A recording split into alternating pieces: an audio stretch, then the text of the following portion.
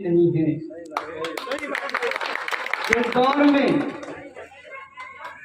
میں اللہ کے رسول صلی اللہ علیہ وسلم مکہ معظمہ میں تشریف لائے اور اللہ نے کام دیا، انہیں حکم دیا کہ آپ کو اسلام کی دعوت دینی ہے، لوگوں کو ظلم سے باہر نکالنا ہے، لوگوں کو گمراہی سے باہر نکالنا ہے، بددیانتی سے باہر نکالنا ہے، انصاف کی طرف لانا ہے، لاکھوں سینکڑوں بتوں کی عبادت کو چھوڑ کر کے ایک اللہ کی عبادت پر جمع کرنا ہے۔ آپ جانتے ہیں سارا کا سارا مکہ آپ کا دشمن ہو گیا اور ساتھ میں آپ کے ساتھیوں کا بھی دشمن ہو گیا۔ آج ہمیں یہ بتایا جاتا ہے کہ آج ہم سے ہمارے گھر چھینے جا رہے ہیں، آج ہمیں یہ ڈرایا جاتا ہے کہ ہم سے گھر واپسی کی بات کی جا رہی ہے، آج ہمیں یہ بتایا جا رہا ہے کہ ہم کو یہ ڈرایا جا رہا ہے کہ ہم کو ملک سے نکالنے کی بات کی جا رہی ہے۔ یہ چیزیں، یہ حالات، یہ دور ہمارے لیے نئے نہیں ہیں۔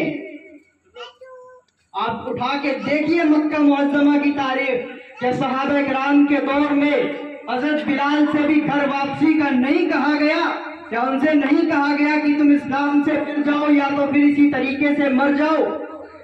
آج کہہ رہے ہیں تو کون سی بڑی بات ہے؟ کیا اس دور میں نہیں کہا گیا کہ یا تو اپنے دین میں واپس آ جاؤ یا تو مکہ معظمہ کو چھوڑ دو، اپنے گھر بار چھوڑ کر کے نکل جاؤ؟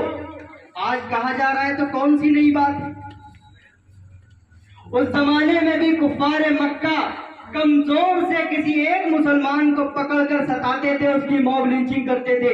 آج کے زمانے کے بھی یہ بزدل کافر کسی ایک کمزور مسلمان کو پکڑ کر کے یا بوڑھے مسلمانوں کو پکڑ کر کے ان سے اپنے مذہب کے نعرے لگواتے ہیں۔ اس زمانے میں بھی کہا جاتا تھا کہ حبل اور لات کی جے بولو، اس زمانے میں بھی ہم سے کہا جاتا ہے کہ جے اسار کے نعرے لگاؤ، کہ بندے ماترم کہو، کہ بھارت ماتا کی جے۔ نعرہ تکبیر! نعرہ تکبیر!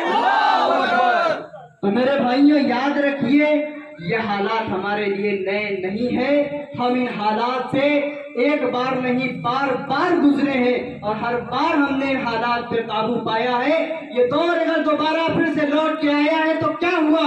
ہمارے بازوؤں میں اور ہمارے ایمان میں وہ طاقت ہے کہ ہم پھر سے ان حالات کو ہرائیں گے اور نکل کر بس ضرورت اس بات کی ہے کہ اس دور میں ہم متحد ہو کر کے صحیح فیصلے لینا شروع کریں۔